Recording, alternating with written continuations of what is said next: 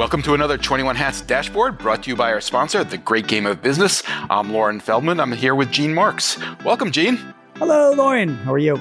I'm doing great. It's great to have you here. Gene, you wrote a piece recently in which you talked about business owners who are stuck using clunky old technology, in some cases predating Ms. Pac-Man. Can you give us some examples of what you've seen out there of late? Yeah, so my company sells CRM software, as you know, Lauren, right? And Yep. we got into the business by selling a product called Goldmine software. And this was literally like in the early 90s, you know? So it was a long time ago. 3 decades. Yeah, we still have some clients using Goldmine software, okay? I mean, it's a handful. Maybe it's like 20 of them or 30 of them, actually, that are still using Goldmine software. Goldmine software was like a contact manager back in the day, okay? And it was not a cloud-based application at all. It was it's a client server. You installed it on your server in your office, and you would just do the work in the office. And it was big. It was a big deal back in the day, but it's been completely, usurped by cloud applications. But there's the few, the proud, that are still holding on to Goldmine. And in addition to that, we have a lot of clients that they use QuickBooks or they use other applications like that. And you'd be surprised. In fact, I think I mentioned in the piece that I wrote where I was writing about this, about the number of businesses that still write checks. I think I know a few of those.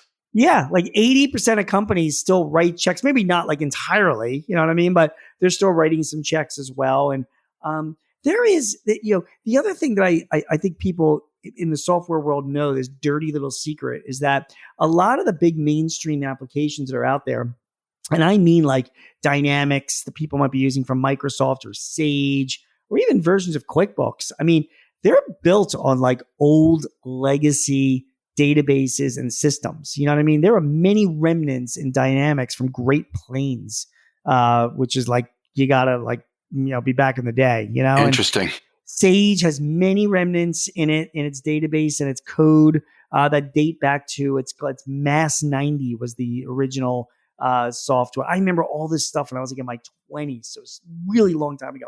So there's just more old shit out there than you give credit for. You don't realize it. Well, here's one of the things I liked about your piece. It's easy to joke about how outdated this stuff is, but it's also easy to understand how this can happen. And you pointed this out. The software is still working. And for these businesses, it's easy to understand how they view it as changing. It's going to be enormously disruptive and somewhat expensive. And I think you suggested you could understand why some are hesitant to do it. For years, not only did I understand it, I respected it. And I don't know if it's just because I'm an old guy, but it's like You're not that old. When I see people that are like clinging to that stuff, believe it or not, the people that have been clinging to it were among the smartest of my clients. Exactly. They were ahead of their time, right? Yeah. They're like, listen, I'm not gonna spend money and upgrade my system just because Microsoft tells me I should be doing that. You know what I mean? And like, if it ain't broke, I'm not gonna fix it. I got other things to spend my money and my time on. Software is no different than any other asset in my company. If I don't see a return on investment from changing it or updating it, it's not worth doing it. So people would have like these accounting systems and they're like, listen, I don't need anything more. It's doing my bills. It's cutting checks for me. It's managing my general ledger. I don't need to be changing anything. I'm going to maintain it and spend my money elsewhere. And, I had a number of clients, many clients over the years that they just stuck to it, and they're still there. I still see these people using some of these old systems.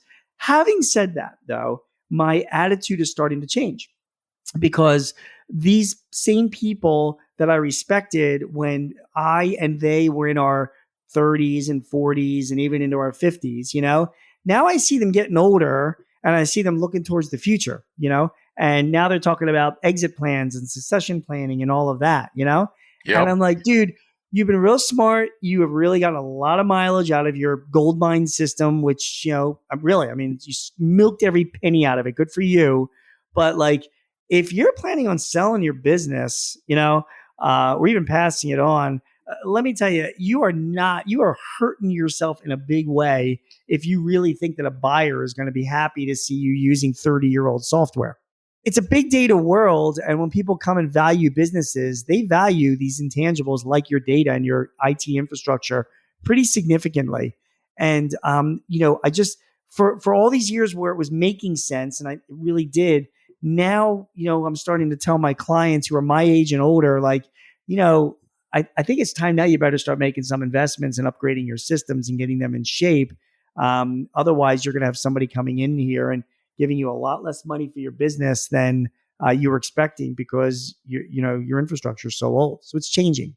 Have you found a way to address the pain of the transition that they're No. concerned about? No, it is what No, it and is. nothing's changed. Yeah, nothing's. I mean, it's incredible. Again, I've been in the technology world for so many years. Nothing's changed. Migrating to the next system is still a pain in the neck. There's still going to be problems. There's still going to be hiccups. You're still going to get disappointed by your partners and your vendors, all that stuff. It's funny, like the actual process itself has not gotten that much easier. I mean, there are tools now to help migrate data and maybe smooth out, the situation a little bit better. But for the most part, it's still a big headache to do.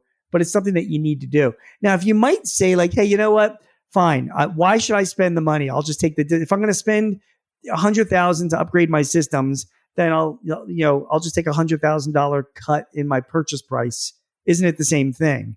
But it's not. It's kind of like somebody who wants to sell a house saying, I'm not going to upgrade the kitchen. I know it needs it, but I'll let the next person do it. Right, which is fair enough. But you just be aware that there are some buyers out there that want to come in with a turnkey system, and they will pay a premium for that. Just like with a house. Right. They don't want to sit there and have to put in a whole new system.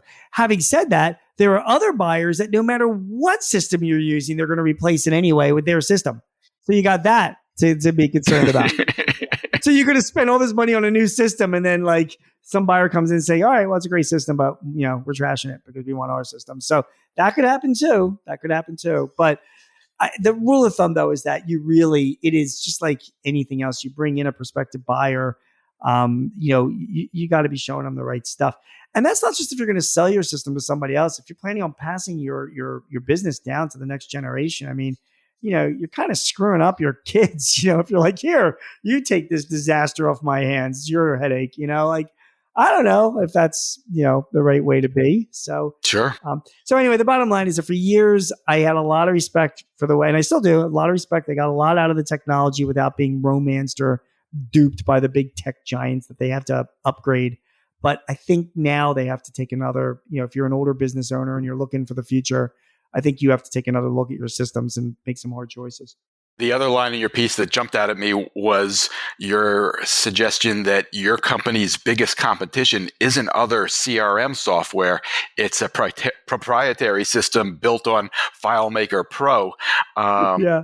And we run into that so much. And, it's maybe you wouldn't be surprised, Lauren, but I mean, there are so many companies that we bump into. They got their whole order entry system is built on Microsoft Access 2.0 by some guy who died 10 years ago, and it's still working. You know what I mean? And like, they're just supporting it themselves. And I'm like, oh my God, you guys are really painting yourselves into a corner here. So in part because they can't get anybody to work on it, right? There's nobody else besides the person who installed it 30 years ago who could do it. How are you going to sell that? It's pretty tough. Who would buy that? All right, next topic. You wrote another piece. You talked about a client who learned an important lesson when he was forced to vacate his office because of a construction project. Tell us about that. I wrote this piece and by the way, thanks for selecting this piece, Lauren. It's from the Chicago Daily Herald. You love to point that out. Yes, right. I happen to contribute to quite frequently. It's a very, very fine publication. So it was, they were doing a series on motivating employees. And, I wanted, they'd asked me like, can you give us some thoughts on motivating your employees? And I get it. I mean, there's, offer better benefits, have bowling night, go and, have a barbecue on Fridays, it's all great. These are all, nice things and whatever. But I mean, this is like so many of my other stories. This is like 100% true. I mean, this was another client that I had. That's good to know.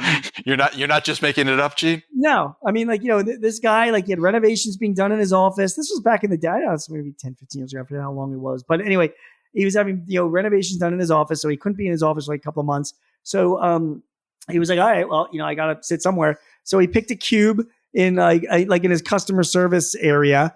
And like for like a month, he worked out of like a customer service cube, and like you would think that the boss working alongside you, people would be like terrified, and you're running in the opposite direction. But it turned out to be like the best thing ever. Like, he worked there. Obviously, if he had to take confidential calls, I think he went into like a conference room to do that. But for the most part, he was there in the cube and doing his work and taking meetings there and doing whatever. But then he was also listening in on what was going on around him. And he became even more friendly with the customer service group. Can you think of a more important group to be friendly with in your company, or the ones serving your customers face to face? And he would hear them on the phone, and he would like chime in and say, hey, you might want to mention this, or wow, you did a great job on that call, and they loved him. The group itself were like, this is great, man. Like, this is what it's all about, working for a small business. I'm literally working next to the owner of the company, and he's seeing how I'm working and giving me thoughts, and I'm giving him thoughts. And this is like great. You're not going to get that working at some corporate brand. He loved it so much that he moved office. And ever since then, although he still maintains his own office, he's now working for weeks at a time. He worked in the accounting and finance, place where I think he spent most of his time sleeping. He spent time near the HR and admin people. And then in the production floor, they're like a manufacturer. They have like a piping distributor or whatever. They have like an office in the production floor where the plant manager is and the estimators or whatever. And he would go there and he would sit with them, for like weeks at a time and just work out of there. And he found that like, it's anecdotal. So maybe, there's no big studies on this, but it's all right, Lauren, like everything's relationships.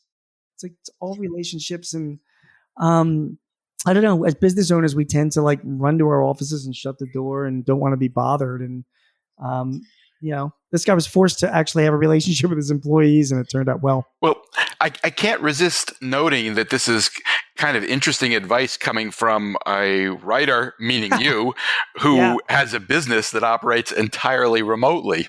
I'm jealous. I really am jealous. And I want to be on record. I'm sure we've talked about this before. I mean, I did have an office way back before I closed it in 2005, but nobody came to the office. They were all working out at projects. The only thing I could have done to fix that is I could have gone to clients' locations and worked out of there, but that's a little awkward to do. Well, I was going to ask, and maybe you just answered the question. Given that you run a remote company, have you been inspired by this story to try to find ways to spend more time in the field with your employees? No, because it's so I can't. I've tried to find ways to spend more time with our employees, like by over the years, company events and lunches and whatever. It's always like just awkward, and weird, and I don't know, and people don't really want to be there because the culture of our company sucks. So like, so it's just, they just, they want to do their thing and deal with their clients and, they're, whatever. I mean, that's the nature of the people. Whereas this guy, as an example, it's only good when it's organic, isn't it? Like, it's just got to be natural. It probably didn't feel natural right away. Not right away. I'm guessing there was some adjustment period. Yeah, I don't think it took that long though before they got used to him coming in the morning and sitting at his desk right near them. But I can say it's not like you could show up at your employee's house and say, "Hey, can I sit next to you in the dining room while you're doing your work?" Yeah, that would be a little bit bad. So yeah, this guy, meanwhile, like he was sitting there and everybody's sitting and everybody relaxes and stuff comes out and it's just more, it's just more normal, and that's why I think it worked really well for him. So I'm jealous. I think it's really cool. And I've said for years, people talk about, businesses competing for employees. But I'm not, I just think one of the biggest advantages of a smaller business is employees like working, making an impact and working with the owner. And this is a great way to do it. Exactly. Last topic, TikTok. The House of Representatives has passed a bill that would force the Chinese company that owns TikTok to sell the business. Many see this as a national security issue because of the influence that the Chinese government holds over the platform. It's interesting to me because it's a very rare issue that isn't breaking strictly along partisan lines. And it's Yeah. also the rare issue where I've seen proponents on both sides acknowledge that there are good arguments on the other side, which you also never hear. I'm curious what you think. Do you have a position on this? Yeah. First of all, I have a couple thoughts on it. For starters, like I kind of find it insulting when the government like does something like this, assuming that we're just fucking dopes. Do you know what I mean? It's like, oh well, the Chinese can influence, the votes. You know what I mean, or whatever. I And think so, there's some scientific basis for that, but go ahead. okay, so maybe there's a scientific, basis that we're dopes, but I don't know if that's. I don't think you have to be a dope to be influenced by the information you're exposed to. I don't know, man. I mean, like, it's just like, you're saying like, well, we're going to restrict content to you because we don't think you know how to handle it. And I just, on principle, I get offended by that, and you're right. Maybe there are plenty of dopes that are out there that need to have their content restricted. I didn't say they were dopes. You said they were dopes. Okay, then I'm saying they're dopes, and maybe they do have to have their content restricted. But I even if they should, and even if they are dopes, I still don't think that the government should be doing that. I'm sensing where your position is going on this. Yeah, just on principle, I'm opposed to banning it. I'm not afraid that the Chinese are going to influence how I'm going to vote. Okay, like I'm a grown man and I'll make my own decisions, and there's plenty of stuff out there to read and be on and learn from to make informed decisions. And if I choose to be on TikTok, which I'm not on TikTok, I'm on Instagram all the time, which I absolutely love. And I think I've told you this. I follow a bunch of highly inappropriate accounts on Instagram, which makes me laugh. I don't post anything on Instagram, but man, do I laugh. And half of the posts are from TikTok because whatever you post on TikTok, people post on Instagram. So why aren't you on TikTok? Because I can't. I spend enough time on Instagram. Enough is enough. You know what I mean? Like I only have so many hours in the day to waste. And I get fed all sorts of stuff on Instagram, and it's not, I can handle it. So anyway, I'm against it. I'm against this whole legislation thing. I also am against it from a small business perspective that you're really killing a lot of opportunities. There's a lot of creators out there. There's advertisers that are making money off of it, and there are good things. There's communities and groups that provides entertainment. There's entrepreneurial, a lot of entrepreneurial things going on TikTok, and I think you're taking that away, that platform, and that kind of annoys me. It's like, that's a shame. I feel bad, for the people that are doing that. And then, fine. So I'm against it. I don't even know how they enforce it, Lauren. Like, say they ban TikTok. Well, wait a second. We should just point out that the legislation that passed the House doesn't actually ban it. It's the attempt is to force a sale of the business, or they'll ban it. But yeah, exactly, which could lead to the banning because the Chinese government might not allow it to be sold. Right. You're absolutely right. No, I appreciate you clarifying that. I mean, the ultimate thing is like it could be banned, and that's what I'm saying. Forcing the sale of it is that I don't have a problem with because I do. The government has a long history of getting involved with foreign entities or foreign actors that are in certain industries and certain businesses that they don't want them to be part of. And there is, it's a dubious national security argument, but there are national security arguments to be made for foreign interests to, own certain assets in this country.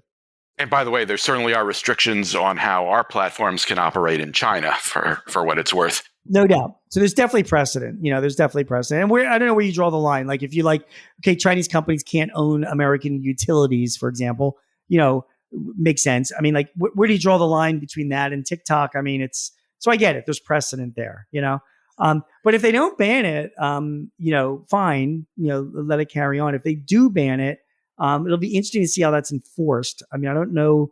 I guess, if my internet service provider is, Verizon, and I guess Verizon will just have to just block TikTok, like I can't get to it from my phone. That's how it happens, right? I imagine there will be black market solutions to that. Yeah, there'll be a way to get around it, but it'll be that much harder. Just as there are ways to watch NBA games if you don't want to buy the NBA app. Is that right, Lauren? How do you do that? Are you inferring that you're doing that? No. You do realize but I might know someone who is. Okay. I mean, there are 6 people listening to this right now that might, you could get you in trouble. You know what I'm saying? So I want you to be careful. When I look at this, I think there are really 2 questions. One is what's going to happen. The other is what should happen. I'm not really sure what should happen. I can see arguments on both sides. I do feel strongly about what will happen, and my belief is that's nothing. I just cannot see the U.S. government, especially in an election year, taking TikTok away from young people and from the substantial number of people that you were referring to who make a living on TikTok. That just seems inconceivable to me that could happen. Yeah, it does. It does. But curious if that does happen, and the Senate won't vote on this for months, and the Senate has they have a history of taking longer to think these things through, and that's why the Senate is the Senate. But if they did ban it, because President Biden said that he would sign legislation banning it. Yep. Would you be for or against it? I would be. I would prefer a different solution. If that were the only one offered, I'd have to give it a lot of thought. But I think if there's regulation that's required, it should apply to every platform. And we should come up with a way to prevent the behavior that we find objectionable and apply it to everybody in this industry. Okay. Is my thinking. Okay. So you're saying if it does get banned, you would be against it unless it was consistently applied. I wouldn't phrase it exactly that way. I would hope it wouldn't be banned. I would hope that we would come up with regulation that would apply to all platforms. Okay. But that's a lot to ask for in this day and age. I don't know if that's even remotely possible. So it might come down to just simple, the choice is either you ban it or you don't. And I think that's a tough call. I'm not sure. Yeah. I think it is. I don't know. I am a supporter of free speech, and as long as it's not threatening or violent, and which is why I've always been a supporter of X, Twitter. Yeah, we part ways there a little bit, Gene, but we've been through that before. Fair enough. I just think free speech is. I think it's fine as long as it's not violent or threatening. But anyway, that's my feeling on that. What are you working on, Gene? Anything we should look for this week? Yeah, I'm going to work. You know what? There's been a rise, a significant rise, Lauren, in fractional people. Like wandering the streets? Did this come out right? Yeah, many of them are in my family. I haven't seen them. Yes, they are. They are. It's National Pie Day, so last week. So I should say no. Fractional CMOs, chief marketing officers, fractional CSOs, all that. Yep. So I interviewed a few of them and found out about what they're all about and why they could provide value for businesses and what to consider and think about. So I'm going to write about that this coming week and among other topics, but that's what I'm working on right now. Oh, that sounds great. I look forward to that. Actually, that's been a topic that's come up on this podcast a few times of late. And we've had some owners who were concerned that if you use a fractional person enough, you don't come out ahead financially. You might as well just hire someone, and other people who absolutely swear by it and say they've got an incredible value out of it at a reasonable price. So I'll be really eager to see what you come up with. Yeah. It's always, this is going to be more of a create awareness piece, let the CMOs have their say and why they provide value and all that good stuff. But so it's for the Inquirer. So I don't give opinions in the Inquirer so much. It's more reporting. But I'll definitely give my opinions when you and I speak next week. Excellent. Gene Marks is a CPA who writes weekly on small business for The Guardian, The Hill, The Philadelphia Inquirer, The Washington Times, The Chicago Daily Herald. Forbes, an entrepreneur. You can also hear him on ABC Radio's Eye on the World with John Batchelor. Gene hosts 2 small business podcasts with Paychex Corporation and The Hartford. This episode was brought to you by The Great Game of Business, which helps businesses use an open book management system to help build healthier companies. You can learn more at greatgame.com. Thank you, Gene. Thank you, Lauren. See you soon. Have a great week, everybody.